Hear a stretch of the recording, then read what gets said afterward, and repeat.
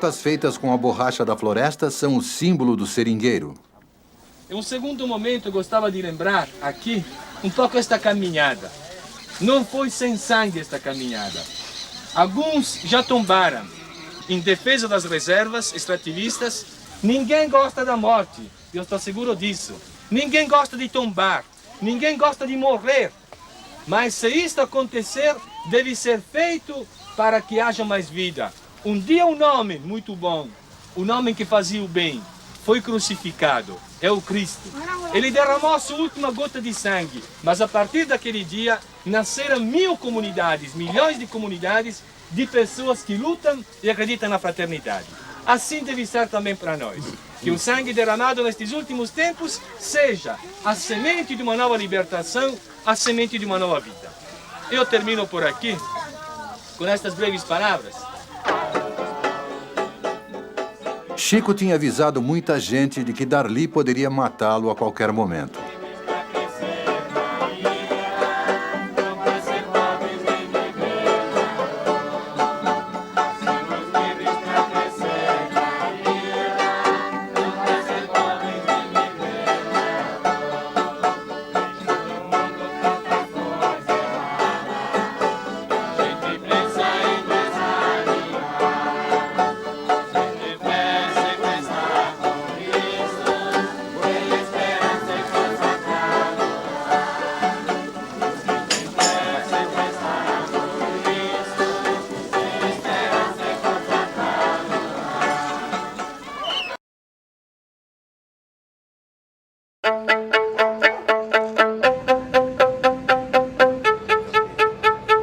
Dio, quando ha chiamato Abramo, gli dice: tu sarai il capostipite di una generazione futura e soprattutto avrai una terra che io ti indicherò.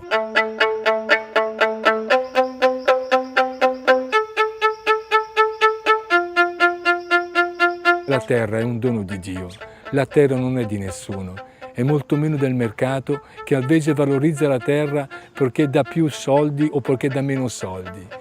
Incapaci di sentire che la terra ha una vita, come i nostri fratelli indigeni la chiamano la Pachamama.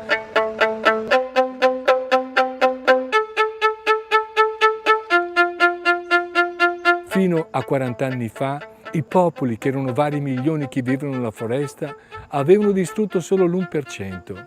A partire dalle ultime grandi migrazioni, questi popoli che noi chiamiamo civilizzati, che alle volte noi chiamiamo che dobbiamo arrivare ai loro livelli, hanno distrutto più del 30% di questa terra che deve vivere e che soprattutto senza la vita provoca questi cambiamenti di clima, provoca anche molte malattie, provoca anche un disequilibrio ecologico che tutti noi sentiamo.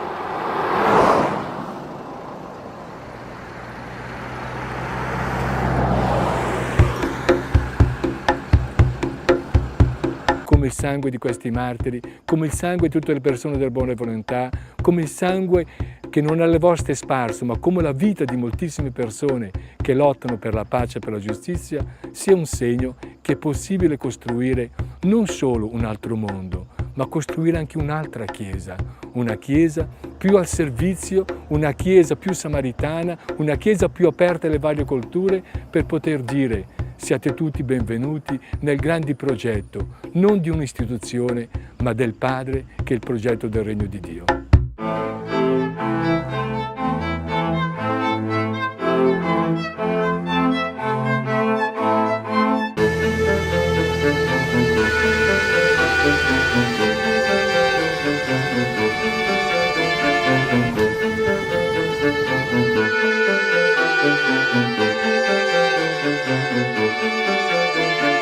No dia 18 de junho de 88. E de manhã, quando ele saía de casa para buscar o leite para o filho, tirar no curral, então ele foi alvejado numa emboscada com 6 tiros, sendo 2 de espingarda e 4 de revólver. Foi um momento assim de muito desespero. Interessante que quando ele saía para ser assassinado, ele cantava um canto das nossas comunidades, que é o põe a semente na terra, que não será em vão, não te preocupe a colheitas, planta para o irmão.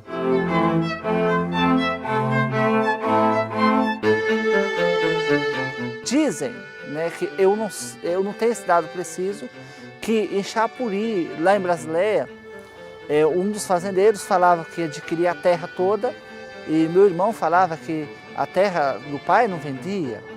Mas eu creio que não é esta a única motivação. Eu creio que a motivação mesmo pela morte dele é a sua luta, é aquilo que ele assumiu. Né? Quando você assume algo que você fala em nome de alguém, traz essas consequências. O Ivaí já era casado, tinha um filho e na época ele começou a trabalhar nas comunidades eclesiais de base do Acre, também no sindicato e saiu também candidato a vereador pelo PT na época.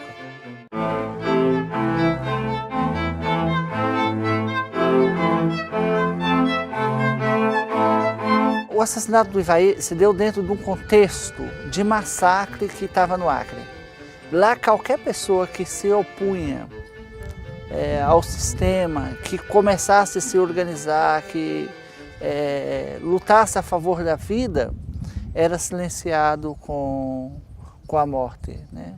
Foram várias pessoas, pessoas simples, anônimas, que foram mortas, ou lideranças maiores também.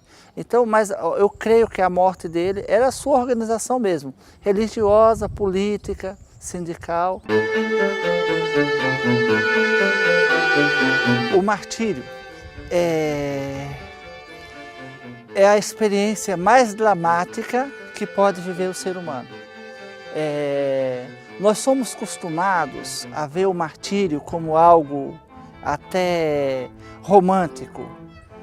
Na Sexta-feira Santa, por exemplo, a gente se emociona diante do crucifixo, mas a experiência do martírio, ela é uma dor profunda. Você é testado no extremo da condição humana. Você se sente no vazio, você se sente na solidão, na incompreensão, vê a mentira imperar. Então, eu diria que o martírio não dá para você verbalizar totalmente. É muito mais do que isso. É só quem sente. E o mártir, ele não acaba ali com o seu assassino, com a sua morte. O martírio vai continuando. Quando as pessoas interpretam mal a luta da pessoa, quando não é compreendido a lógica dele, ele vai perpetuando esse martírio na memória daqueles que a amam, que têm um laço com a pessoa. O martírio, ele serve para quê? Ele serve para fortalecer aqueles que estão na luta e também para gritar a injustiça que está ali. Então eu creio que a morte do Ivaí, a morte de tantos, serviu para mostrar para o Brasil e para o mundo que lá havia uma massa martirizada por um sistema desumano, pelo abandono pelas autoridades. Então eu creio que o sangue deles foi uma forma daqueles que não tinham a vez gritar. Porque o sangue do mártir, ele grita, ele fala. O sangue do mártir, por si próprio, ele é mensagem de vida.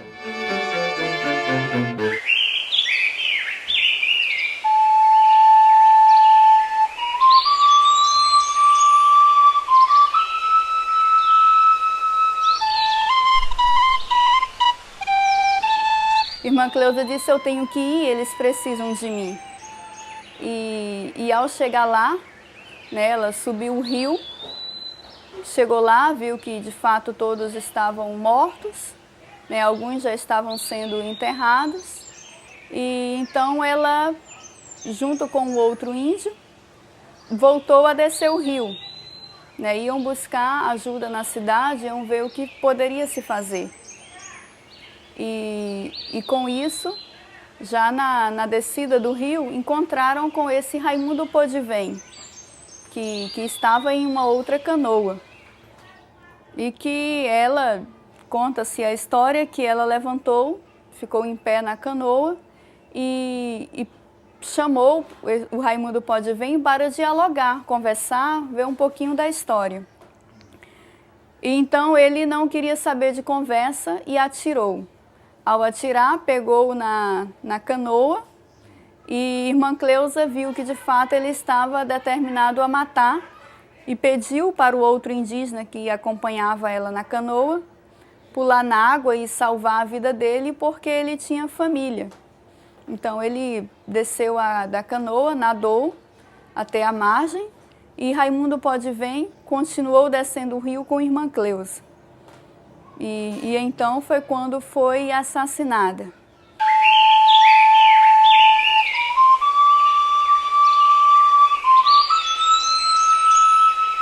A irmã Cleusa foi martirizada em 28 de abril de 1985.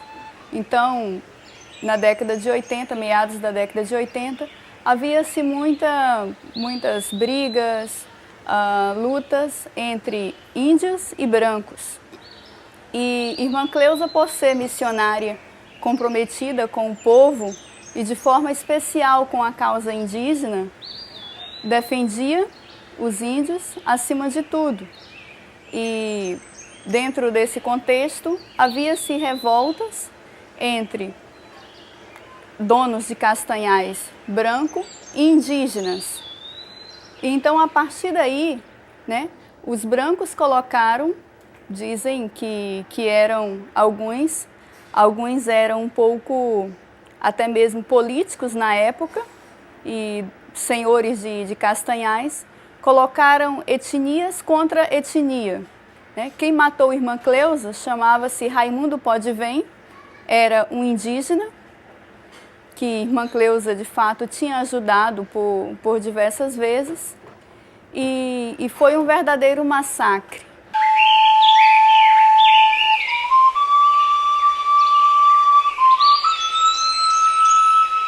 As outras irmãs não queriam que ela fosse, mas ela dizia, eu tenho que ir, eu preciso defender, eu tenho que ir, eles estão me esperando.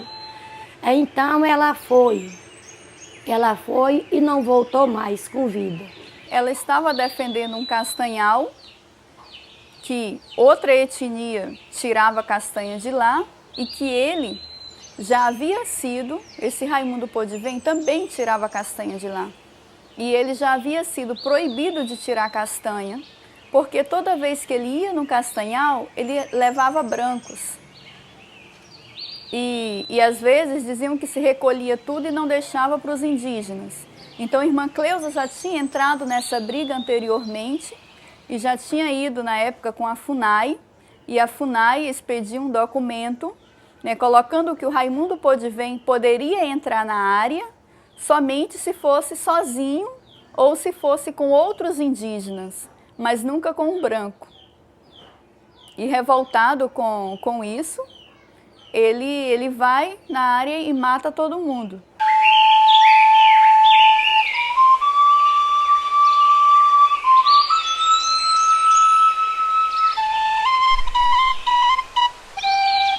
Ela levou pauladas na cabeça, teve algumas partes do corpo cortada, tinha tiro também, então se percebe que foi uma morte cruel e barbárie.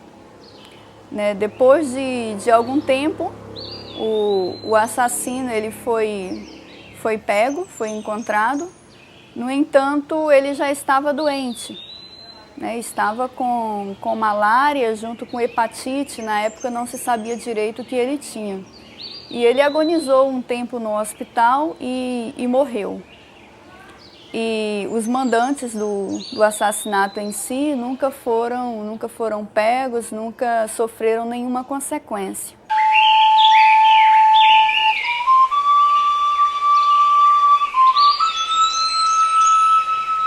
O fato é que, naquela época, né, os que possivelmente seriam mandantes tinham poder, tinham influência na cidade e então não aconteceu nada. Labre ainda era como uma cidade sem lei.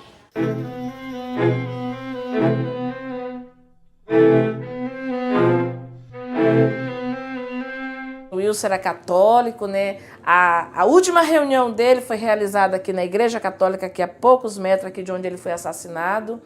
E o Wilson, naquele momento, quando fundaram, veio ser seringueiro aqui no Acre, pequeno agricultor, né, para sustentar a sua família, né? O Wilson lutava por vidas, defendia vidas e defender a nossa floresta, e que dessa floresta o Wilson acreditava que de lá era onde vinha o sustento para nossas famílias, para a família das pessoas que moram na floresta, que nela reside. E o Wilson sempre acreditou que para se viver da floresta não precisava destruir. Você podia viver da castanha, da seringa, da pequena agricultura, mas sem agredir o meio ambiente. O Wilson era muito conservador, o Wilson era aquela pessoa preparada para enfrentar o que ia vir no futuro.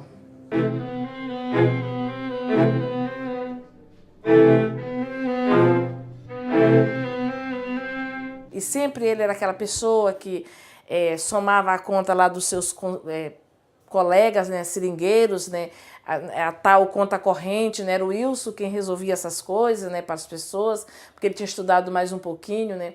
Eles tinham uma briga muito grande contra os patrões na época, né, que escravizavam os seringueiros, né. Os seringueiros nunca tiravam saldo, o seringueiro nunca tinha direito de nada.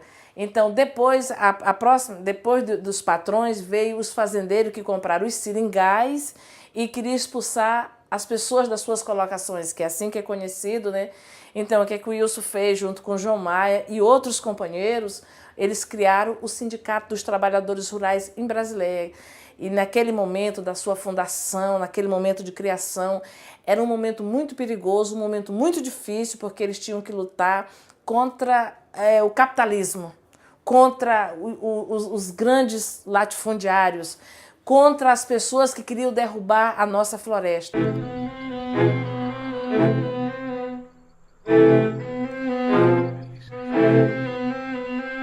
Era uma questão muito dolorosa, uma questão...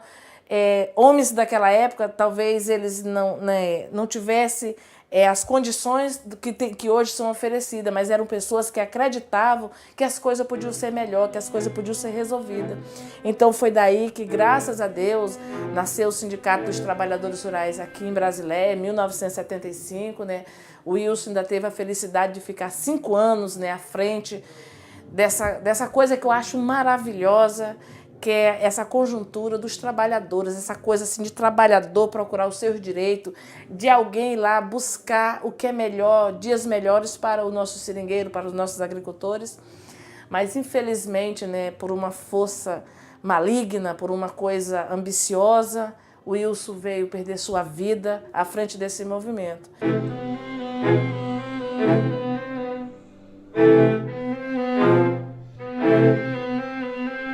O Wilson era muito aquela coisa assim de conversar, de ouvir. O Wilson era uma pessoa religiosa, uma pessoa que acreditava em Deus. Era aquela pessoa de, tipo assim, ir tomar banho, se benzer, acordar, se benzer para dar continuidade um dia com Deus. Eu acredito que uma das virtudes do Wilson, do meu pai, era acreditar em Deus e saber que um dia a humanidade estaria melhor e vivendo com mais dignidade e com menos violência. Esse era um dos sonhos do Wilson.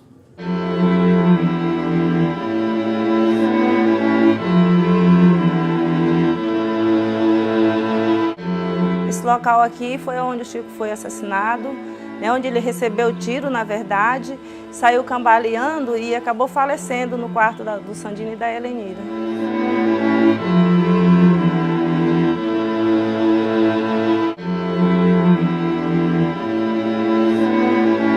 O Chico foi assassinado porque ele era uma pessoa que defendia a floresta, defendia uma qualidade de vida melhor, principalmente para o povo, né, mais sofrido, por seringueiro, colonos e ribeirinho. E defendia, acima de tudo, a nossa floresta amazônica. Eu dizia o seguinte, não, a floresta, eu não quero que a floresta sirva como um santuário ali, uma coisa que é intocável. Eu quero que a floresta seja um bem de que cada um morador dela viva nela, tire dela o que for possível para viver bem. E infelizmente com muitos fazendeiros, pessoas que vinham do sul, com interesses de comprar, né, a nossa floresta, as nossas matas e transformar isso em pasto, né, para cria de gado. Na época, quem morava na floresta eram pessoas que assim, não eram dono da floresta, eram só morador. E os seringais eram de patrões que nessas épocas já começaram a vender os seringais para os fazendeiros do sul do país. E que o governo do estado também vendia a imagem do Acre, dizendo que o Acre era um melhor local de venda, de criação de gados.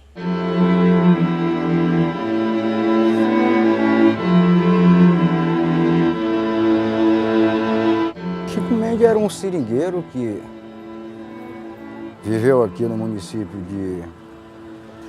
de Chapuri e se destacou pela amizade que tinha, capacidade de organizar. Que na época também a gente não tinha ninguém para defender nossos direitos.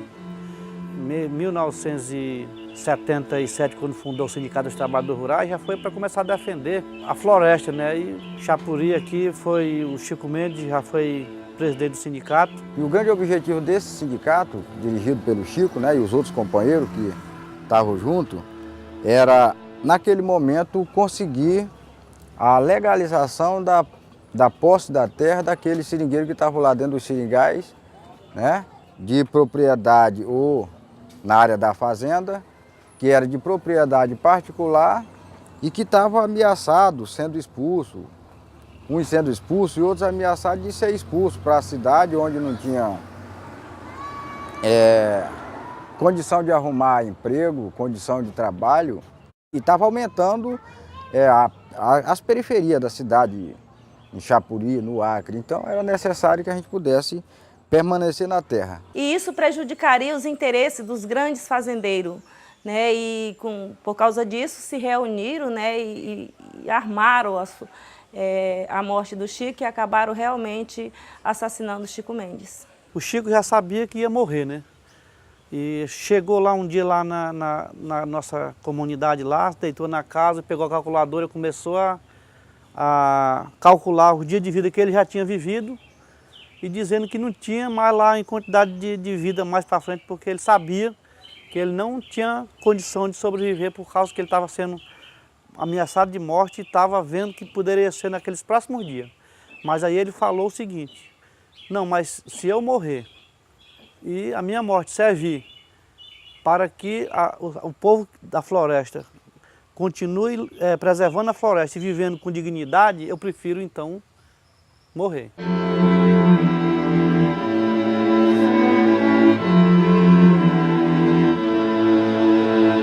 A consciência do Chico, o amor era tão grande pelo que ele fazia, né, pelo que ele defendia, que isso não intimidava, né? Ele acabou lutando, tendo consciência da importância que era a sua luta, não temendo aos poderosos e, na minha opinião, na minha avaliação, eu acho que o Chico ele doou a própria vida pela uma vida melhor, um futuro melhor para cada um de nós, para os nossos filhos e para os nossos netos.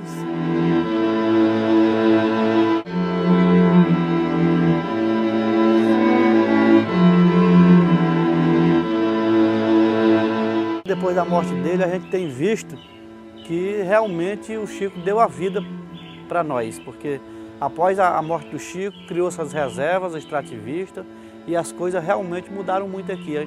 Claro que ainda tem muitos problemas ainda, mas depois da morte do Chico, foi criado 1 milhão de hectares de reserva aqui, na Chico Mendes, e fora o nosso projeto lá, que é um PAI, de modelo de reserva, que são 24 mil hectares também. Com muita luta, muita reivindicação e os empates que aconteceram, a pressão, fez com que os governos passassem a desapropriar várias áreas de terra aqui nesse município e colocada à disposição dos trabalhadores que lá moravam. E as coisas realmente andou um pouco mais melhor. A gente hoje não tem mais aquele medo que antes a gente vivia com medo de morrer a qualquer momento por causa do interesse, da ambição pela terra para a criação do boi. Vários projetos de assentamento foram criados no sentido de cumprir essa questão do objetivo da regularização da terra, para que esses trabalhadores pudessem, com a terra agora, se sentir seguro, que ninguém ia mais expulsar, que ele podia trabalhar, produzir e viver dignamente na terra.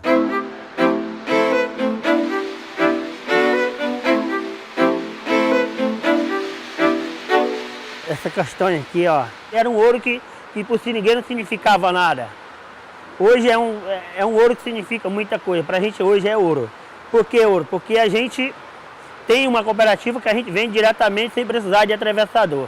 Antigamente caía na mão dos atravessadores, depois que os atravessadores estavam com ela na mão, fazia o que bem entendia. Hoje não, hoje nós temos uma cooperativa, graças à luta de Chico, custou a vida dele, mas o sonho do Chico permanece vivo, sabe? E é uma semente que cimentou em coração de todos os seringueiros através de uma grande luta que custou a vida dele. Mas isso pra gente, hoje nós estamos muito gratos com isso. E sempre eu me lembro quando o Chico dizia, eu vou morrer, mas minha semente vai ficar, porque eu tenho certeza que vocês vão desfrutar muito bem disso e a gente vai vencer. É uma luta que a gente vai permanecer isso aqui, que vai passar de pai para filha.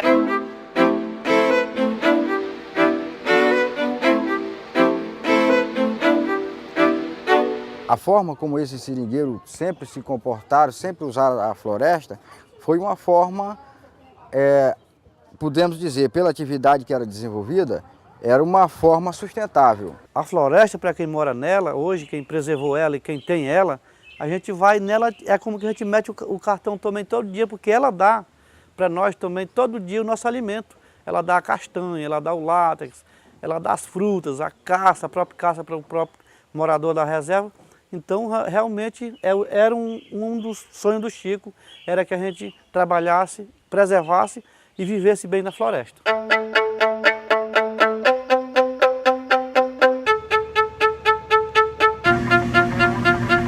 Speriamo che il sangue di questi fratelli, come la semente, possa produrre nuovi frutti.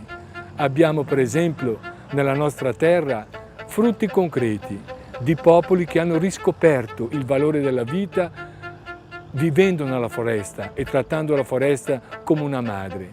Abbiamo scoperto anche che non occorre vivere come tutti vorrebbero, ma quello che occorre vivere in sinergia completa con queste grandi potenze. Chico não vive só para mim. O Chico vive hoje para toda uma geração, para a família, para os amigos, para cada uma das pessoas que incorporam a sua luta, né?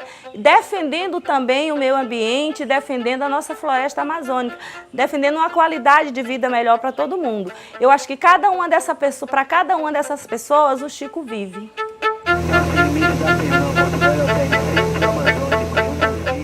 O testemunho da irmã Cleusa para nós hoje, o que a gente pode tirar, que ela foi uma grande missionária.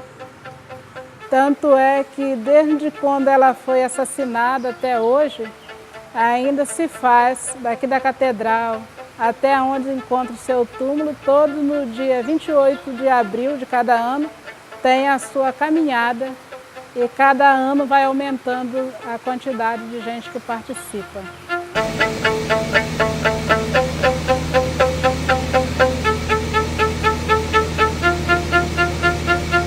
Nós temos que lembrar do pai para saber que o crescimento do filho veio com a ordem do pai. Tá? Quando você tem um bom filho é porque você foi muito bem educado. Então o Wilson, ele preparou pessoas para dar continuidade à luta dele. Então as pessoas, o Wilson foi assassinado a mando dos fazendeiros, mas infelizmente, eu não digo a nossa sociedade, eu digo os nossos governantes tentaram assassinar a memória do Wilson, mas eu não vou permitir um só dia que isso aconteça com a memória do meu pai, porque meu pai deixou, eu fiquei órfã, mas o Acre não ficou.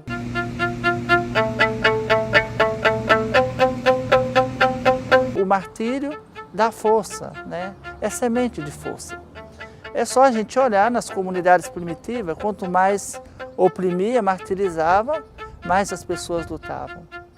E eu digo uma coisa ainda, Uma igreja que já não tem mais mártires, que não há mais perseguição, é bom rever a sua posição de igreja. É bom rever sua postura, porque a verdade, os valores do Evangelho, ela direciona para o martírio. Não que a gente deve ficar procurando ser mártires, procurando a morte, não. Mas a prática já vai levando para o martírio.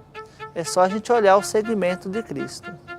Quem quiser me seguir, toma sua cruz e siga-me. E siga-me para onde? Para a cruz.